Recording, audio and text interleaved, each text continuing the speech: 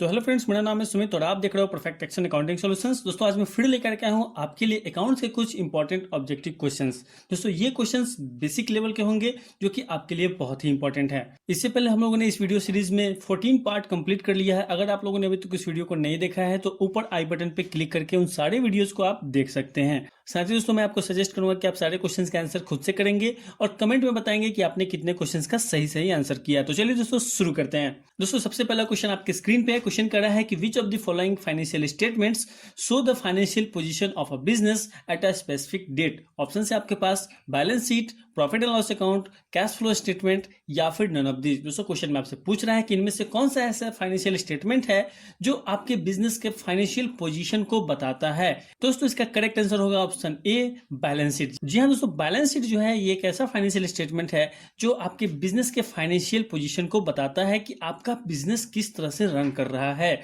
आपके बिजनेस में कितने एसेट्स हैं, कितने लायबिलिटीज हैं। क्लियर है? चलिए नेक्स्ट क्वेश्चन है दोस्तों, bank reconciliation statement is prepared by. Option है आपके पास clerk of the bank, manager of the business, accountant of business या फिर नन ऑफ दिस। दोस्तों क्वेश्चन में आपसे पूछ रहा है कि बैंक रिकॉन्सिलिएशन स्टेटमेंट किसके द्वारा बनाया जाता है। तो बहुत ही सिंपल है दोस्तों, इसका करेक्ट आंसर होगा option C, accountant of the business. जी हाँ दोस्तों, बिजनेस में जो भी अकाउंटेंट होते हैं, जो क्लर्क होते हैं, उनके द्वारा बैंक रिकॉन्सिलिएशन स्टेटमेंट बनाया जाता है। बैंक रिकॉन्सिलिएशन स्टेटमेंट बैंक के द्वारा कभी भी नहीं बनाया जाता है।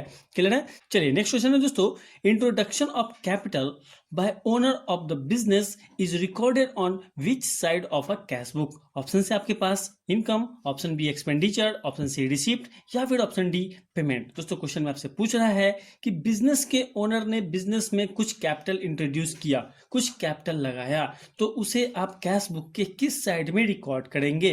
तो दोस्तों इसका करेक्ट आंसर होगा ऑप्शन सी, रिसिप्ट। जी हाँ दोस्तों, बिजनेस में जब कैपिटल आप लगाएंगे तो बिजनेस के लिए रिसिप्ट है ना, यानी कि बिजनेस में पैसा आ रहा है तो उसे आप कैश बुक के रिसिप्ट साइड में रिकॉर्ड करेंगे। नेक्स्ट क्वेश्चन है, the account that records expenses, gains and losses is. Option है आपके पास personal account, real account, nominal account या फिर नन ऑफ दिस। दोस्तों क्वेश्चन में आपसे पूछ रहा है कि वह कौन सा अकाउंट है जिसमें हम एक्सपेंस, गेन और इनकम को रिकॉर्ड करते हैं। तो दोस्तों इसका करेक्ट आंसर होगा ऑप्शन सी, नॉमिनल अकाउंट। जी हाँ दोस्तों, नॉमिनल अकाउंट में हम बिजनेस के सारे एक्सपेंस, सारे गेन और सारे लॉसेस को रिकॉर्ड करते हैं, यानी कि जितने भी एक्सपेंस, गेन और लॉस से रिलेटेड लेजर्स होंगे वो सब नॉमिनल अकाउंट के अंतर्गत आएंगे। नेक्स्ट क्वेश्चन है दोस्तों, the expenses that have been fallen due for payment but not paid are. Option है आपके पास prepaid expense, accrued expense, outstanding expense या फिर डिफर्ड रेवेन्यू एक्सपेंडिचर।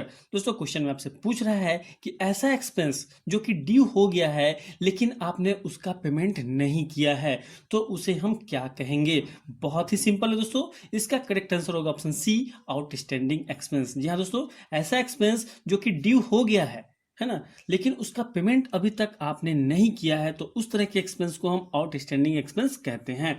चलिए नेक्स्ट क्वेश्चन दोस्तों, prepaid expense are considered as. Option से आपके पास liability, assets, capital या फिर लॉस। दोस्तों क्वेश्चन में आपसे कह रहा है कि प्रीपेड एक्सपेंस जो है वो आपके बिजनेस के लिए लायबिलिटी है, एसेट है, कैपिटल है या फिर लॉस है। तो दोस्तों प्रीपेड एक्सपेंस मतलब क्या? ऐसा एक्सपेंस जिसका पेमेंट आपने एडवांस में कर दिया है, ऐसा एक्सपेंस जो कि अभी तक हुआ नहीं है लेकिन आपने उसे एडवांस में पेमेंट कर दिया है। तो एडवांस में आपने पेमेंट कर दिया है तो ये दोस्तों आपके लिए होगा, आपके बिजनेस के लिए होगा एसेट। तो इसका करेक्ट आंसर हो जाएगा ऑप्शन बी, एसेट। क्लियर है? नेक्स्ट क्वेश्चन है दोस्तों, decrease in value of fixed asset due to age, wear and tear is known as। Option से आपके पास appreciation, option B depreciation, option C provision या फिर option D none of this. दोस्तों question में आपसे पूछ रहा है कि फिक्स एसेट में एज के कारण, यानी कि फिक्स एसेट के पुराने हो जाने के कारण या उसमें घिसावट या टूट फूट हो जाने के कारण उसके वैल्यू में जो कमी आती है उसे हम क्या कहते हैं। तो इसका करेक्ट आंसर होगा ऑप्शन बी,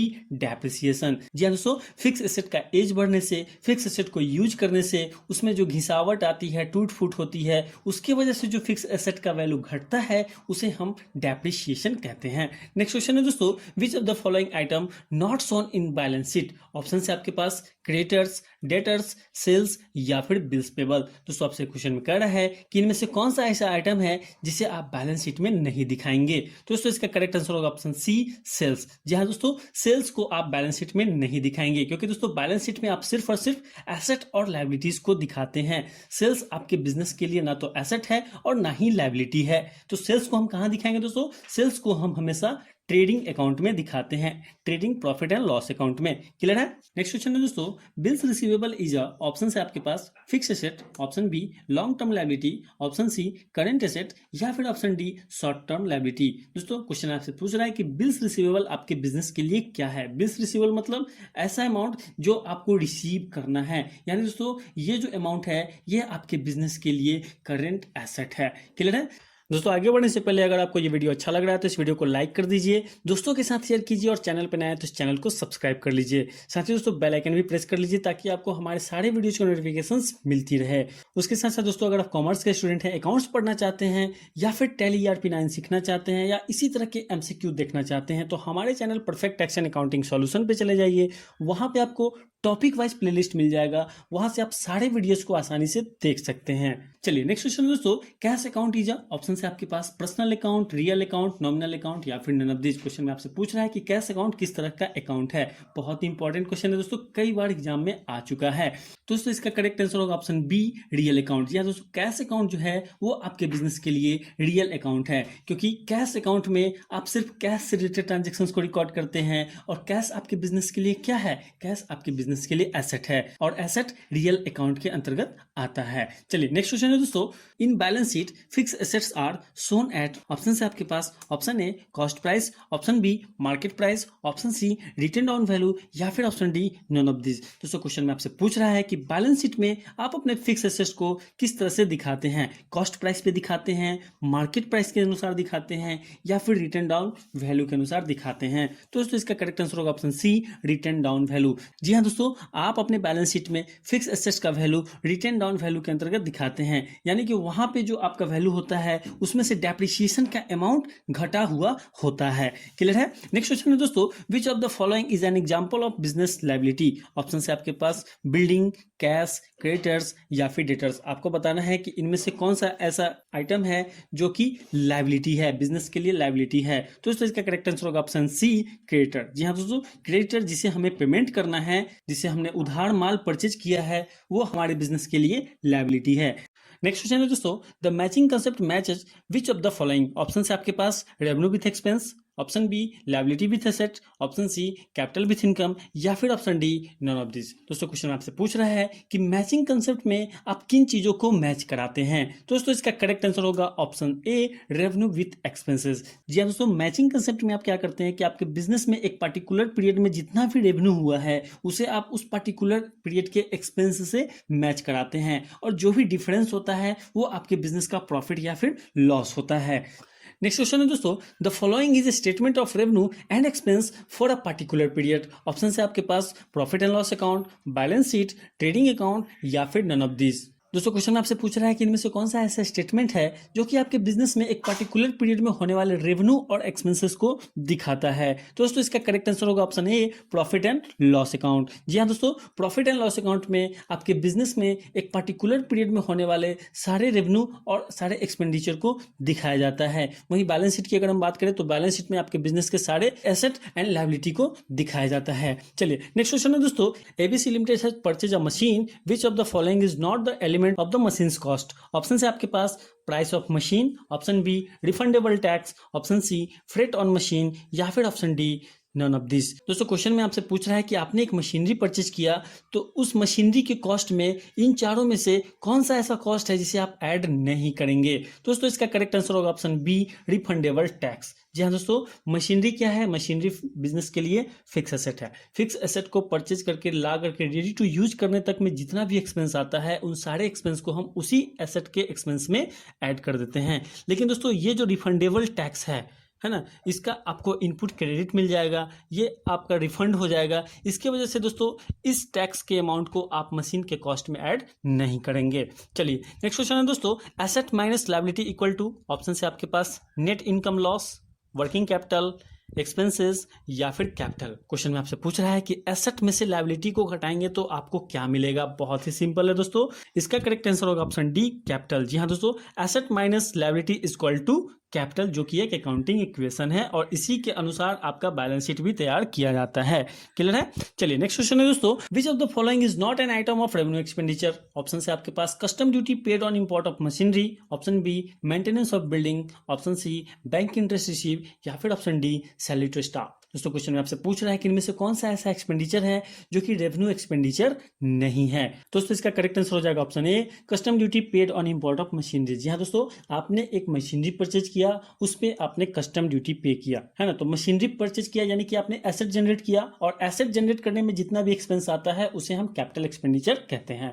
तो ये दोस्तों बिजनेस के लिए कैपिटल एक्सपेंडिचर होगा। ऑप्शन बी की अगर हम बात करें तो यहाँ कर रहा है maintenance of building. Maintenance of building दोस्तों एक नॉर्मल सा एक्सपेंस है जिसका बेनिफिट आपको एक फाइनेंशियल ईयर में ही मिल जाता है, इसलिए दोस्तों इसे हम रेवेन्यू एक्सपेंडिचर बोलेंगे। ऑप्शन सी की बात करें बैंक इंटरेस्ट रिसीव, तो ये एक दोस्तों रेवेन्यू इनकम है। ठीक है, ऑप्शन डी की अगर हम बात करें तो यहाँ कर है सैलरी टू स्टाफ, स्टाफ को आपने सैलरी पेमेंट किया तो इसका बेनिफिट भी आपको एक फाइनेंशियल ईयर में मिल जाता है, इसलिए दोस्तों ये भी आपका रेवेन्यू एक्सपेंडिचर ही है। क्लियर है? चलिए नेक्स्ट क्वेश्चन है दोस्तों, recovery of bad debts is a, option से आपके पास revenue receipt, capital receipt, revenue expenditure, या फिर नन ऑफ दिस। दोस्तों क्वेश्चन में आपसे पूछ रहा है कि आपके पास एक डाउटफुल डेट्स था जिसे आपने बैड डेट्स बना दिया, वो बैड डेट्स बाद में रिकवर हो गया है ना, उस बैड डेट से आपको अमाउंट रिसीव हो गया, तो इसे आप क्या कहेंगे। तो दोस्तों इसका करेक्ट आंसर होगा ऑप्शन ए, रेवेन्यू रिसिप्ट। जी हाँ दोस्तों, बैड डेट्स कहाँ से जनरेट हुआ, तो डेटर्स से जनरेट हुआ। डेटर्स कहाँ से आया, तो आपने ऑन क्रेडिट गुड्स सेल किया था तो वहाँ पे डेटर्स जनरेट हुआ। तो ऑन क्रेडिट गुड्स सेल करना ये एक नॉर्मल बिजनेस ऑपरेशन है जो कि एक फाइनेंशियल ईयर में होता है, तो ये जो रिसिप्ट होगा इसे हम रेवेन्यू रिसिप्ट कहेंगे। क्लियर है? नेक्स्ट क्वेश्चन है दोस्तों, opening stock plus net purchase equal to, option से आपके पास cost of goods available for sale, closing stock, cost of goods consume, या फिर option D none of this. दोस्तों क्वेश्चन आपसे पूछ रहा है कि ओपनिंग स्टॉक में अगर हम नेट परचेज को जोड़ दें तो आपको क्या मिलेगा। दोस्तों इसका करेक्ट आंसर होगा option A, cost of goods available for sale. जी हाँ दोस्तों, आपके पास कुछ ओपनिंग स्टॉक था, आपने कुछ परचेज कर लिया, उन दोनों को जोड़ करके आपको क्या मिलेगा, आपको मिलेगा cost of goods available for cell, है ना, कि कितने अमाउंट का गुड्स आपके पास अवेलेबल है सेल करने के लिए। क्लियर है? नेक्स्ट क्वेश्चन है दोस्तों, opening stock plus net purchase minus closing stock is equal to what. Option से आपके पास cost of goods available for sale, closing stock, cost of goods sale, या फिर नन ऑफ दिस। दोस्तों इसका करेक्ट आंसर होगा option C, cost of goods sale. जी हाँ दोस्तों, ओपनिंग स्टॉक में जब आप नेट परचेज को जोड़ते हैं और उसमें से जब आप क्लोजिंग स्टॉक को लेस कर देते हैं तो आपको पता चलता है कॉस्ट ऑफ गुड्स सोल्ड, यानी कि आपने एक पर्टिकुलर पीरियड में कितने अमाउंट का गुड्स सेल किया। क्लियर है? चलिए नेक्स्ट क्वेश्चन है दोस्तों, a debit balance in the bank statement indicates, option से आपके पास bank overdraft, cash at bank, cash in hand, या फिर option D none of this. ये दोस्तों आपके लिए होमवर्क है, इसका आंसर आप हमें कमेंट बॉक्स में देंगे। दोस्तों आपने कितने क्वेश्चंस का सही जवाब दिया हमें कमेंट करके जरूर बताएं। साथ ही दोस्तों इसी तरह के वीडियोस को देखने के लिए हमारे channel perfect tax and accounting solutions को सब्सक्राइब कर लें। Thank you for watching. Vande Mataram.